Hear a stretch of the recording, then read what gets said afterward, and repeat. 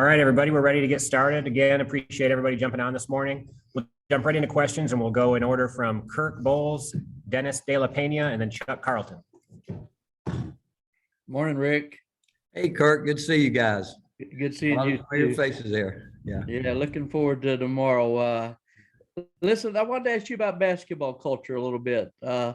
If you could talk about the culture that y'all have there at Tennessee, and then the one you had at Austin. It's because it's not the same passion for basketball as it is football in Austin, as you know.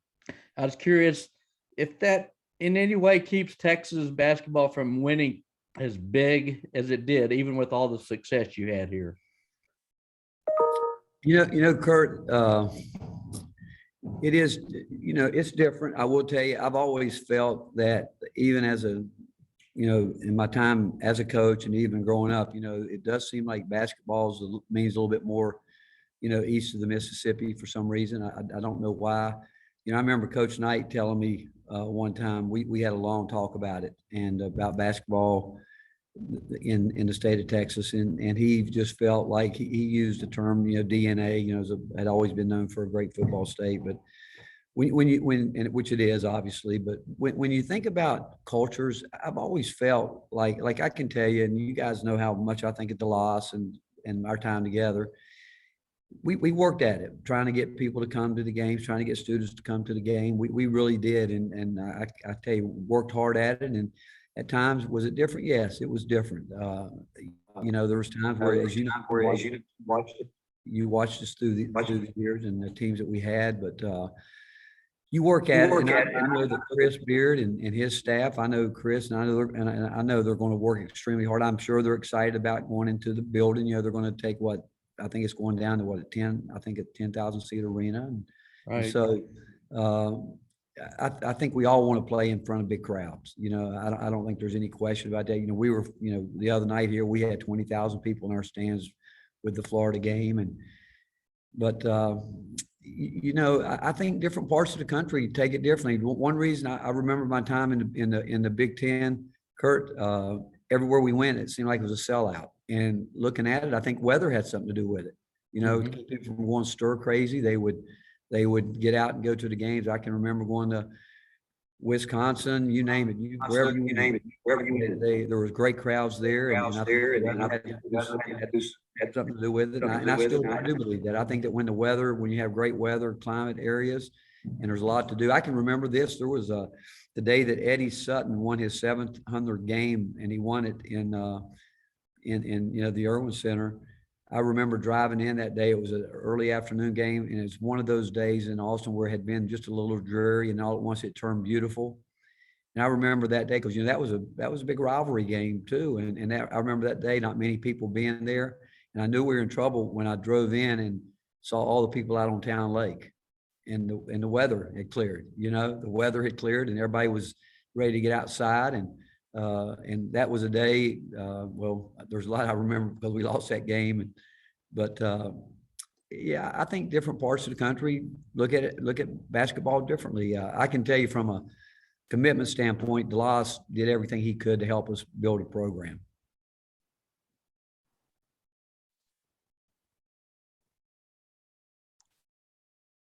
Go ahead. Not sure, but hey, Coach, great seeing you. I know you were never the anxious type, never the nervous type, but this is different. Have you got an idea of how your emotions are going to be when you step foot in the drum again, and then when who knows how many 15,000 people are basically thanking you for a job well done? Well, Dennis, we went to Providence when I was at Texas, and remember it was a game that PJ Tucker made the finger roll to win the game in the last seconds. It was a kind of surreal going back there because I still have, even today, some wonderful friends back there and got to see a lot of people. But what I remember, and I don't think it will happen certainly tomorrow, but when we walked off the court, because he laid it in with literally less than a second, I remember telling the officials, let us get off the court first because they were reviewing the call. And for whatever reason, he didn't do that. And the next thing I know, we were getting, not us, the officials were getting pelted with plastic beer bottles, and they broke Drew Grassett's nose as we were leaving. But When I was back there, Don Evans, my good friend, we were who hired, chairman of the board when I got hired. We back in the spring, we drove through campus to see how much it had changed. And while we were riding around, I just called, texted Chris Ogden. He said, "We're here in Cooley. Why don't you come by?" So he and I walked in the building, and obviously changes have been made there. But I think tomorrow when we go to shoot around and I walk down the ramp to head into the Irwin Center, it'll probably hit me more, I guess. But I just have so many fond memories of Austin and Tech. You guys, really, we spent a lot of time together, all of us, and it was. But we're coming to play a basketball game. We're going to do everything we can. We will do everything that we have to keep our guys on the same schedule we would keep whether or not we were on our way to play a conference game against Texas A&M. We're gonna do everything that we do, and because it's a quick trip turnaround. But as I said, I love my time there, and but I'm sure, and I've already talked to a number of different people that some guy got a really sweet text from Eddie Reese today saying that he wishes he could be there, but he can, and just people that were a big part of my life. Go ahead, Chuck. Hi, Rick. Hey, Chuck, how are you? Good, good. Curious. Nobody likes going through what you did at the very end of Texas getting fired. But in some ways, did landing the Tennessee job right after that, did that energize you at all? And quick follow-up, you mentioned, former colleagues at Texas you've heard from. What former players have you heard from? Well, to answer your first question, I had a lot of dialogue with Coach Brown, Mac, because I know what he went through and how he was misled with some things. So obviously I didn't have a relationship with Steve Patterson. I didn't, but I did with Mac Brown. And so I had been talking to Tennessee prior to before it all happened at Texas. I'd been talking to him. Then he made the comment he wanted me to fire my coaches, and I would never do that. They were more a part of our success there than anybody. And, I'd had the opportunity a number of different times. I'd been offered the job at the University of Tennessee years gone by. And, but I knew the day I was sitting in that press conference with you guys, I knew I was getting on a plane heading to Knoxville, Tennessee. And, but that conversation had started before because of the trust level at the time. And I was told one thing one day, something the next day, it went back and forth. So it was pretty clear what was going to happen. And the good Lord had a plan, and he's put me where he wants me to be. And I'm thankful for it. It's been 7 great years here with people and at a great university. And we have just unbelievable leadership here. It's just incredible. And I'm blessed and fortunate to land where I've landed. What was your other part of your question? Yeah, I've talked to, I got a text from James Thomas early this morning. Then, TJ and I talk, and Matt Hill, guys that, a number of different guys have reached out, and the ones that said they wish they could be there. But again, I tell you, the players is what make you do this. I know we want to win basketball games, and this is what we do, but it is the relationships. And when I look back on my, now I'm in I think my 45th year in college basketball, I'm 35 as the head coach. The best part of all this is when you hear from former players and you catch up with them and hear where they have gone into a new phase of their life, and some of them fathers and grandfathers, believe it or not. But it's wonderful. It really is, and that's the best part when you get a sweet text from someone. We'll go next to Roger, Nick, then Jeff. Hey, Rick, great to see you. Hey, same here, Roger. You were part of a threesome, and the high-profile men's coaches may not see that again in the school with an Augie Garrido, a Mac Brown, and you. Do you think about how cool that was to have that long run? I know you think Eddie's the greatest, and he is with his record, but the high-profile guys, we may never see that again in college sports. What you guys had, how cool was that run?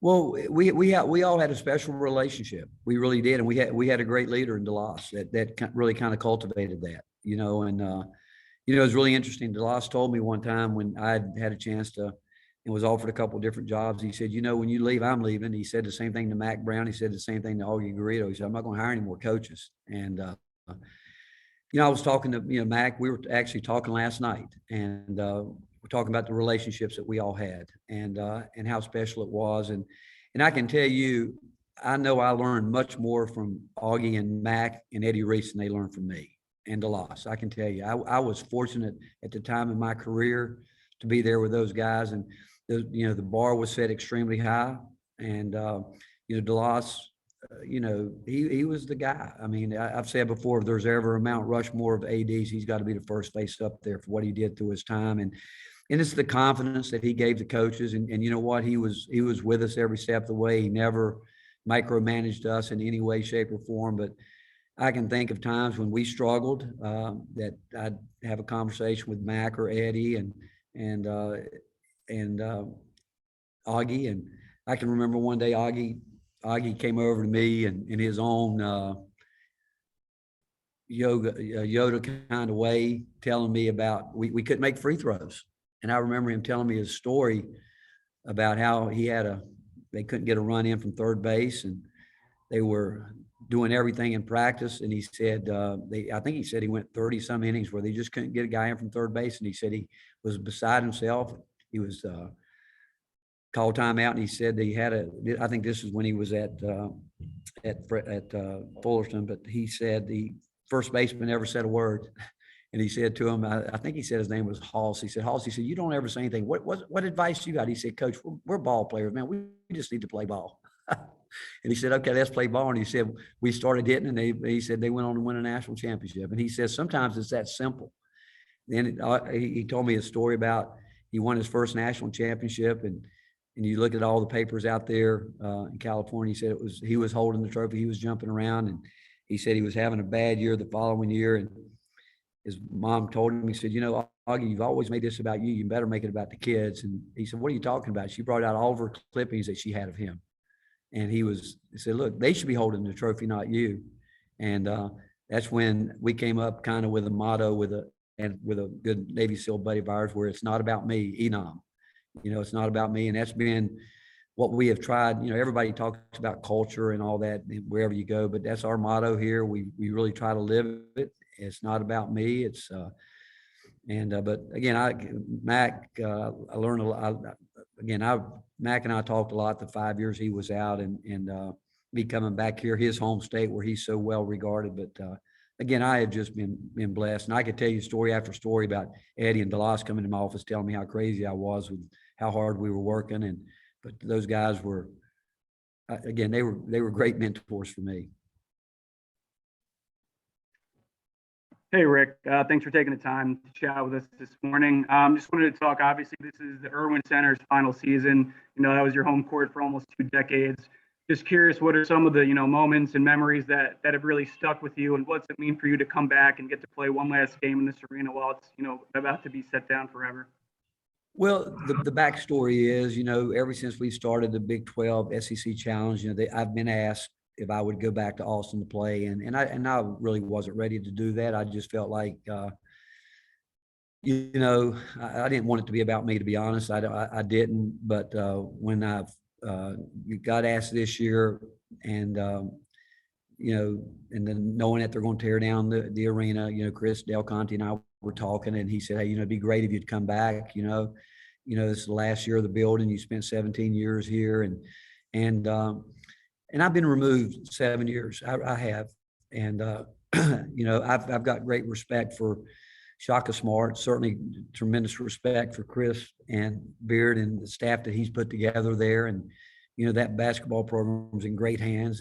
But you know what? And another factor, and I know people think it's may be a silly thing, but when you get to be my age and have grandkids, you want to see them every chance you get. My grandson's birthday was yesterday, and so I get to spend some time with him today and a little bit tomorrow. But the fact is, 17 years there, and I loved it. I really did. And that building, going back in there, there's too many. There's way too many memories in that building. I could even tie it down to 1 or 2 but I can think of game changers where I can remember the year we went. It might have been TJ's freshman year. We were struggling to get things going, and I remember we're playing Louisiana Tech, and TJ had turned the ball over 10 times, and in the first half, And I went in at halftime. I said, told one of the managers to get me a ball, and I started throwing the ball at him. Said, catch this. I kept throwing it 2 feet away from him, and he couldn't catch it. I said, well, your teammates can't catch those passes you're throwing either,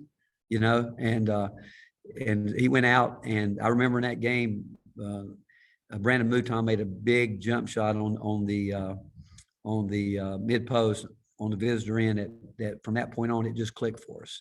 I can think about a Princeton game. I think the year we went to the Final Four, we were struggling right before Christmas. Building wasn't much going on in the building, and believe it or not, Chris Ogden came off the bench and hit a big 3 right in front of our bench. And from that time, it just propelled us. We got going. But so many things, so many rivalries, you know, with, you know, the Oklahoma, Texas rivalry. You know, Calvin and Sampson and I grew up together playing ball in the same state and grew up in the same state, those games. And certainly the relationship I developed with Eddie Sutton and Bob Knight, just great memories. But again, the memories come from the great people I've met at the University of Texas, and so many of them who I'm still friends with, and they will be friends until my time is up here. Hey, Rick, thanks for doing this. Really appreciate it. You just mentioned that Princeton game, and Augie and RT were kind of joking about it yesterday because I asked them about the Final Four year. That season specifically, and I know TJ had a historic great year, but was there a point, maybe even the year before, early in that year, where you realized that could be a really special team and a special year? And what still sticks with you about that Final Four run? Well, I would go back to when I knew we had a chance the following year was when we had just finished the press conference in, I think we're in Wisconsin, I think Oregon beat us, and we walked from the press conference, TJ and I, Scott McConnell, and TJ started crying. He said, Coach, I'm coming back to school next year. He said, you've got to help me become a better shooter. He said, we're going to go to the Final Four and play for a national championship. And then we come back that next year. There was a tremendous, I mean, that year we went to the Final Four. I think we played 11 guys right around 10 minutes or more. And, but there's a real bond there with that group of guys, and they meshed, but it was a team that where, you know, TJ was a dynamic leader. He really was, but we struggled early, and that was a pivotal game. You know, that was a really good Princeton team that we were playing, and they shot one of those days where they were shooting the ball well, and we had tightened up and didn't seem like we could make a shot. And Augie did. He came off the bench and in his free, loose way and let it go. And if it hadn't gone in, I think I would have killed him because he didn't even hesitate, you know, but it hit the bottom of the net. And from that point on, you could just feel like the weight of the world was lifted off of us, and we didn't look back. And that year, you know, we had some epic games with the one up in Norman with Calvin's team up there that we won. That was a huge game. That was a game where I'd gotten mad at Brian Boddicker and called timeout. They had gone from like a 6-point lead to a 12-point lead because we'd given up. And, you know, rebounding was such a big part of their team makeup and our team makeup. And I called time and told Brian I wasn't going to play him anymore. I said, you're done. Just go. You can leave the huddle, go sit on the bench. And we left the huddle, and TJ, as he often did, would follow me from the huddle. And he said, what are you thinking right now? And I said, I think we're getting our butts kicked. He said, what do you want to win? I said, I do. He said, well, you're going to have to put Brian Boddicker back in the game. I said, you heard me tell him he's not going to play anymore. He said, well, Coach, you don't want to win.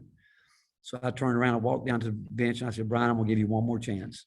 And I'm serious. He came in the game, and we talk about it today. Every time I see Brian, I know that TJ met Brian as he walked on the floor. And I don't know what they said. They don't even remember what they said. All I know is Brian Boddicker hit 3 straight threes in 45 seconds, and the whole momentum changed. And then it became TJ 4-time, and we ended up having a big win. And I remember Barry Switzer coming in the locker room before the game and said, hey, I got to go ahead and fire these fans up and tell them how much I hate Texas and all that. But and then we came back and, you know, we played them.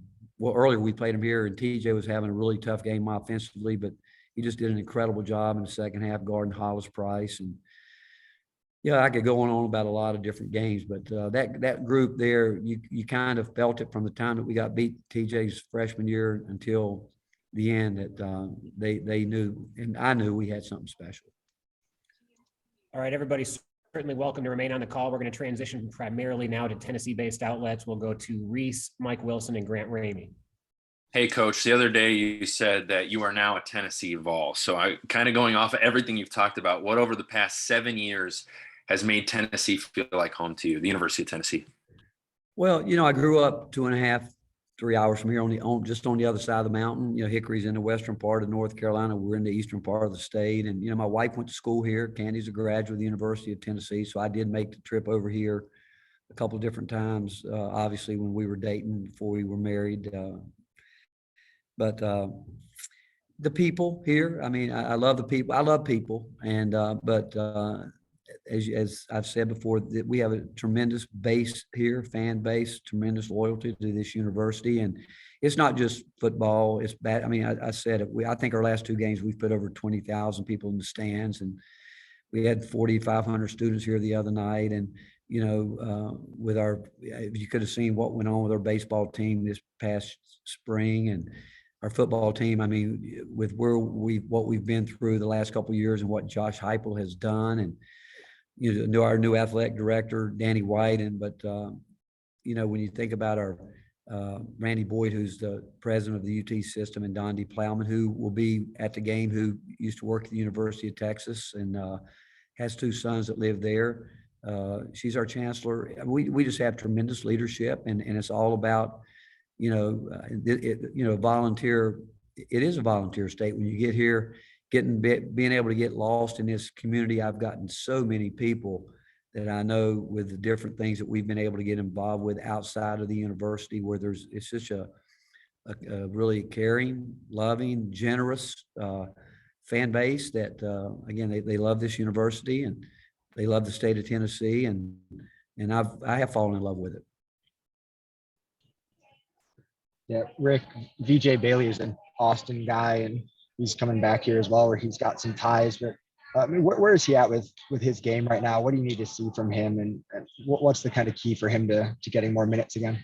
I've said it many times. If our players pick a player that they love and respect, there's no one more than they respect than VJ Bailey. And VJ has struggled at times, obviously on the offensive end, and he's a much better basketball player than when he got here, because he's really learned how to compete at a very high level on the defensive end. And we still think he's going to help us win basketball games. And again, it goes back to consistency. And Mike, with our team, we've got so many guys. Early in the year, you guys would talk to me about our rotation, and it's hard to get a rotation until players start separating themselves in terms of being productive and being consistent. And we're trying to, in some ways, we felt like after the LSU game that we somewhat had going towards a somewhat of a routine in terms of how we were going to put together our substitution package. But then we play a Florida team that at one time had 5 guards on the floor. And so we had to go small ball. And as much as you might have, or as a staff have all these plans in mind, the one thing I've learned over the year that you have to be willing to make adjustments during the game. And sometimes you have to adjust to what the other team's doing.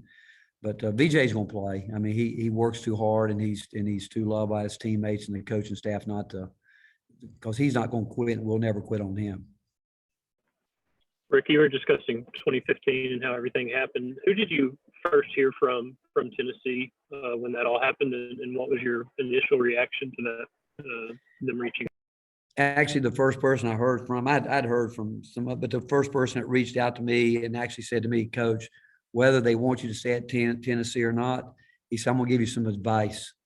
And it was my former player, Dickie Simpkins, who I coached at Providence College, who, won 3 championship rings with the Bulls and worked NBA, had been around, at obviously knew college basketball. And Dickie, I can't remember exactly what he told me about, but it got back to something like, sometimes it's just the right time to leave. And he was telling me that because he had a player that played on his AAU team named Admiral Schofield. And he and I had first started talking because when the coaching change was made here, maybe Admiral coming to the University of Texas. And during the course of that conversation, Dickie mentioned to me, and he had some great wisdom. I said, that's really good. And he said, you know who I got that from? I said, no. He said, you.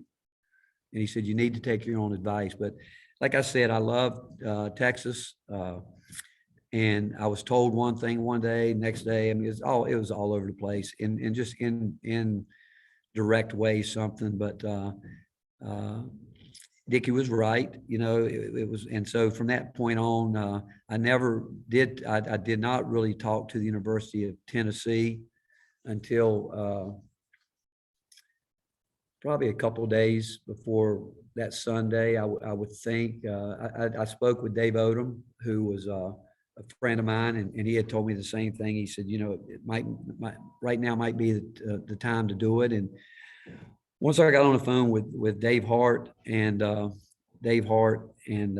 John Gilbert, John's a Lenore Ryan College graduate, we started talking, and again, it was inevitable. But the fact is, I told my players that we talked so much about not quitting and all that. I just didn't think I could quit and just say I'm leaving better, because that's not how I felt. I felt like if my time was up, they needed to tell me it was up, because I didn't want my players to ever say to me, "Coach, why would you quit?" And that was important to me. And to be honest, they wanted to have one of those real fun press conferences at the end when everybody sits up there and acts like it's a mutual party another way. And I said, I'm not having any part of that. And Mac told me later, he said he wishes he had done the same thing. And so I felt good about that, because it's just the way it happened. And again, I think I've said it before. I think God's in control of all of this, and I think He had plans for me to be here. And but Dickie was the first guy that really, because I didn't even. He knew it. He knew what was going on because of Admiral's situation. He called me first, and we talked about it. He kind of stayed at it with me for a couple of days and said, "Hey, you really need to think about this." And obviously, when we started talking, it was just a matter of it didn't take very long, because I knew I wanted to still coach. I still felt I had the fire to do that, and knew that we could be successful with the way we do things. And literally, when I left that press conference, Don Evans drove me to the airport, and got on a plane and flew right here. We'll go next to David Pascal and Rob Lewis. Rick, when you think about this event tomorrow, how much league pride do you have in this thing? I guess you guys are playing the late game. Will you watch other games and pull for your conference counterparts? And I guess a quick second parter, these two leagues actually have a lot of bubble teams in it right now. And do you think, just even if it's just perception and the results of this thing tomorrow, could help one league, advance that cause? Well, I think you're talking about the two best leagues in college basketball right now. I do. And do I think, yeah, I mean, I think every game you play with the NCAA committee is a resume building game. I do. So the games are very, very important. And when you think about it, two of these games they're going to eventually be members of our league. And, but I do think you got the two best teams in college basketball in terms of watching games. I pretty much have a routine that I do on game day, and some days I might watch a little basketball, other days I won't. It just depends on where I am mentally, where I want to be. But I wish we weren't playing a late game, other than the fact that we won't get back here till 3 a.m. I think we turn around and play, I think Tuesday, and that's a quick turnaround, and it's tough getting back that late because of the time change. But I do think it's good. I've always felt like this, and it started back when I went into the Big 12, and we were talking about a challenge with at the time the Pac-10, I think. And when I was at Providence and they started the ACC Big East Challenge, there weren't enough teams in the ACC to accommodate all the Big East teams. And we got left out a year. Boston College got left out. It's supposed to be a rotating basis. Well, it never got to that point because it seemed like the teams that lower pick teams wouldn't play. And I didn't think it was fair for the players. And so when my first meeting, there was a big talk. Roy Williams was talking about that. And I said, if all of our teams can't play, we shouldn't do it. That's what I wish would happen right now. And obviously we have a different amount of teams. So with that said, I know it's tough to do, and probably instead of, if we continue it, I think it should become more of a bracket buster, and put the best, whatever it may be. But I think all teams have to be in it to be what I would call a real challenge. I really believe that. But do I think it's been good for both leagues to this point? Probably. I think it has. And, from the time that ESPN started talking about this is the time slot they wanted it. Remember, it was earlier in the year, but they always wanted it to be in this weekend, and they got it there. And, of going forward, once Oklahoma and Texas come into the league, I don't know what will happen with the challenge, how it will go down or whatever. But again, a true challenge is when you have everybody in the league playing, and we obviously can't do that. Coach, Texas has been excellent defensively to this point this season. Just when you're scouting them, what are your points of emphasis to the team? Well, you're right, Rob. They are excellent defensively. You know, they do a really good job. They try to keep the ball on one side of the court. They're a heavy help team. You drive baseline, they're going to really try to put up a wall there, and they rebound the ball. I think they're a physical team. I thought they played a terrific game the other night, put it together at TCU, and so they've got some momentum, obviously working there. And offensively, they run their motion passing game with a lot of cutting.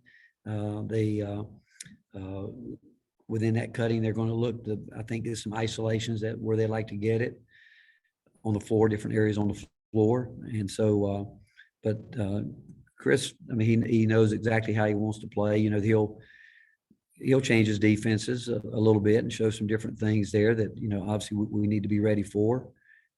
But again, they play extremely hard, very fundamentally sound in what they do. All right. Thank you, Coach. All right. Thank you, guys. See you soon.